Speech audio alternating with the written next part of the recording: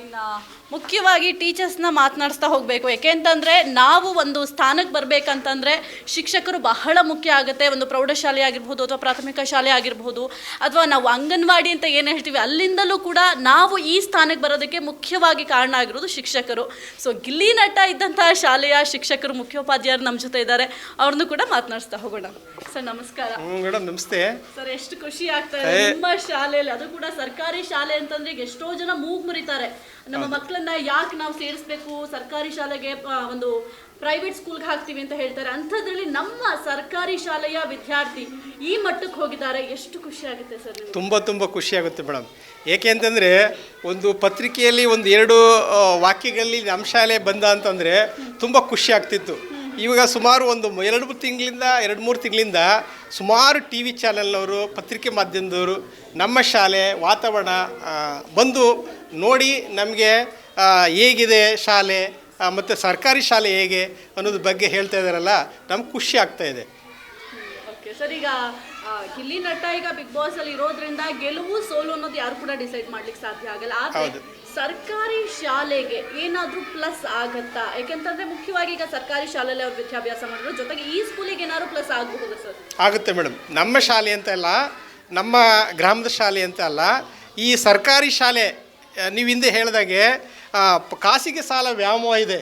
ಈಗ ಸರ್ಕಾರಿ ಶಾಲೆಯಲ್ಲಿ ಈಗ ಹಲವಾರು ಕಾರ್ಯಕ್ರಮಗಳನ್ನು ನಮ್ಮ ಸರ್ಕಾರ ಕೊಡ್ತಾ ಇದೆ. ಪ್ರತಿಭಾ ಕಾರಂಜಿ ಇರ್ಬೋದು, ಈಗ FLN ಕಲಿಕಾ ಹಬ್ಬ ಅಂತ ನಾಳೆ ಶುಕ್ರವಾರ ನಡೀತದೆ.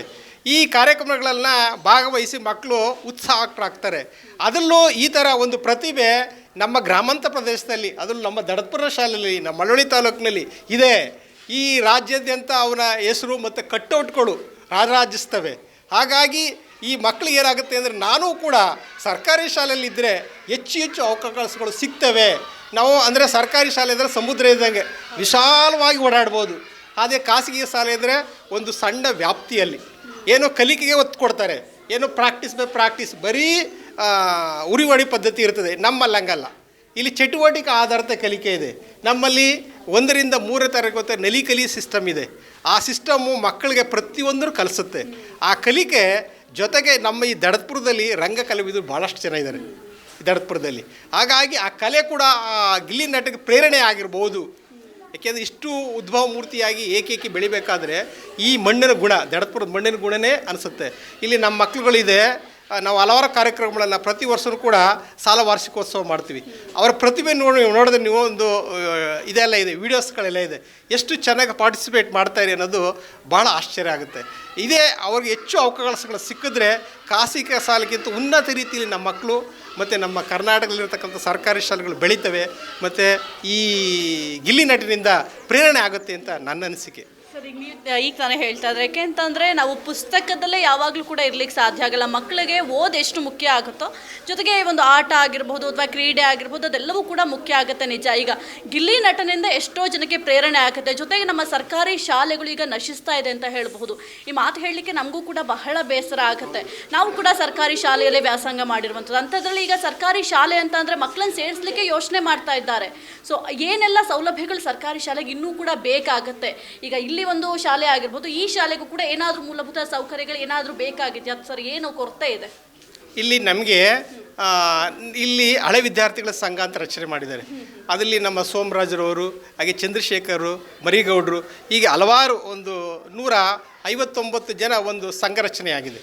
ಈ ಸಂಘದಿಂದ ನಮಗೆ ಮೂಲ ಸೌಕರ್ಯಗಳಾದಂಥ ಈ ರಂಗಮಂಟಪ ಅವರೇ ಮಾಡಿಸ್ಕೊಟ್ಟದ್ದು.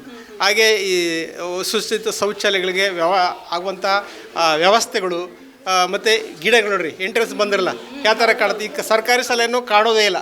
ಈಗ ಬೇರೆ ಟಿ ವಿರಲ್ಲಿ ಬಂದಾಗ ಅದೇ ಥರ ಹೇಳ್ತಿದ್ರು, ಇದು ಸರ್ಕಾರಿ ಶಾಲೆನಾ, ಇಷ್ಟು ಚೆನ್ನಾಗಿದೆಯಲ್ಲ ಅಂಥೇಳಿ. ಇದಕ್ಕೆಲ್ಲ ಪ್ರೇರಣೆ ಯಾರು ಅಂತಂದರೆ ಈ ಹಳೆ ವಿದ್ಯಾರ್ಥಿಗಳು.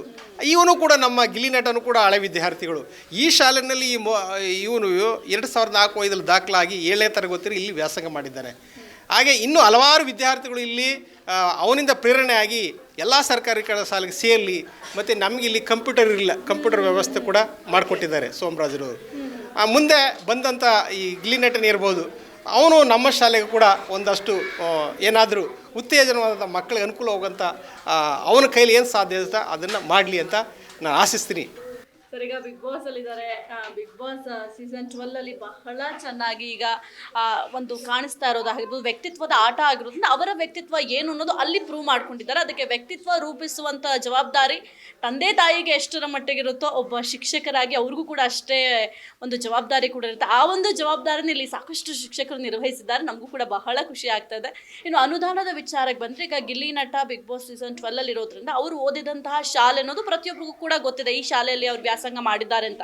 ಏನಾದರೂ ನಿಮ್ಮ ಶಾಲೆಗೆ ಯಾರಾದರೂ ಬಂದು ಅನುದಾನ ಕೊಡೋದಾಗಿರ್ಬೋದು, ಆ ರೀತಿಯಾಗಿ ಏನಾದರೂ ಮಾಡಿದ್ದಾರೆ ಸರ್?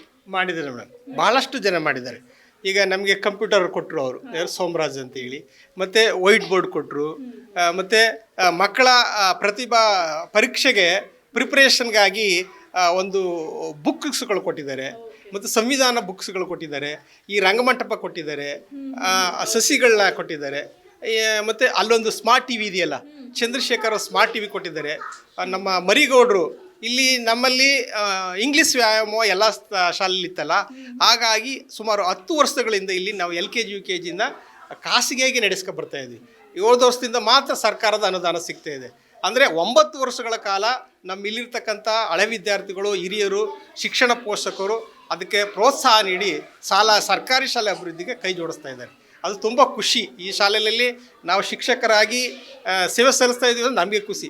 ಈ ವಾತಾವರಣ ನೋಡಿರಿ ಯಾವ ಥರ ಇದೆ. ಈಗ ಖಾಸಗಿ ಶಾಲೆ ಅನ್ನೋದಕ್ಕಿಂತ ಉತ್ತಮ ರೀತಿಯಲ್ಲಿ ನಮ್ಮಲ್ಲೂ ಕೂಡ ಎಲ್ಲ ವಾತಾವರಣವಿದೆ. ಇದು ಕಲಿಕೆಗೆ ಪೂರಕವಾದಂಥ ಚಟುವಟಿಕೆಗಳನ್ನು ನಾವು ಸಂಭ್ರಮ ಶನಿವಾರ ಅಂತ ಸರ್ಕಾರದ ಅನ್ವಯ ಮಾಡ್ತಾ ಇದ್ದೀವಿ. ಅದಲ್ಲದೆ ಪ್ರತಿ ಗುರುವಾರ ಮಧ್ಯಾಹ್ನದ ವೇಳೆ ನಾವು ಈ ವಿವಿಧ ಚಟುವಟಿಕೆಗಳನ್ನ ನಾವು ಕಲಿಸ್ತಾ ಇದ್ದೀವಿ. ಅದು ಮಕ್ಕಳಿಗೆ ತುಂಬ ಪ್ರೇರಣೆ ಆಗ್ತಾ ಇದೆ. ಈಗ ಪ್ರತಿಭಾ ಕಾರಂಜಿ ಇರ್ಬೋದು, ಸ್ಪೋರ್ಟ್ಸ್ ಇರ್ಬೋದು, ಮತ್ತೊಂದು ಕಾಂಪಿಟೇಟಿವ್ ಇದು ಇರ್ಬೋದು, ಅಲ್ಲೆಲ್ಲ ನಮ್ಮ ಮಕ್ಕಳು ಭಾಗವಹಿಸಿ ಸಾಕಷ್ಟು ಬಹುಮಾನಗಳನ್ನು ಪಡೆದಿದ್ದೇವೆ. ಅದು ಖುಷಿ ವಿಚಾರ. ನಿಜ, ನೀವು ಹೇಳ್ದಂಗೆ ಸರ್ಕಾರಿ ಶಾಲೆ ಅಂದರೆ ಯಾವ ರೀತಿ ಆಗಿಬಿಟ್ಟಿದೆ ಅಂತಂದರೆ, ಅಯ್ಯೋ ನಮ್ಮ ಮಕ್ಳಿಗೆ ಅಲ್ಲಿ ಏನು ಹೇಳ್ಕೊಡ್ತಾರೆ, ಹೆಂಗೆ ಕಲಿತಾರೆ ಮಕ್ಕಳು ಅಂತ ಯೋಚನೆ ಮಾಡ್ತಾರೆ. ಹಾಗಾಗಿ ಖಾಸಗಿ ಶಾಲೆಗಳಿಗೆ ಮಕ್ಕಳನ್ನ ಸೇರಿಸ್ತಾರೆ. ಆದರೆ ಎಷ್ಟೋ ಪ್ರತಿಭೆಗಳು ಈ ಒಂದು ಸರ್ಕಾರಿ ಶಾಲೆಯಿಂದ ಬಂದಿರೋದು ಅಂತ ಯಾರು ಕೂಡ ಯೋಚನೆ ಮಾಡಲ್ಲ. Thank you so much. ಸಾಕಷ್ಟು ಮಾಹಿತಿ ತಿಳಿಸ್ಕೊಟ್ರಿ ಸರ್ ನೀವು. ಯಾಕೆಂತಂದರೆ ಸರ್ಕಾರಿ ಶಾಲೆಯ ಬಗ್ಗೆ ಇನ್ನಷ್ಟು ಒಂದು ಅರಿವನ್ನು ಮೂಡಿಸ್ಬೇಕಾಗಿದೆ. ಆ ಒಂದು ಅರಿವನ್ನು ಮೂಡಿಸುವ ಕೆಲಸ ಕೂಡ ನೀವು ಮಾಡೋದು. Thank you so much sir.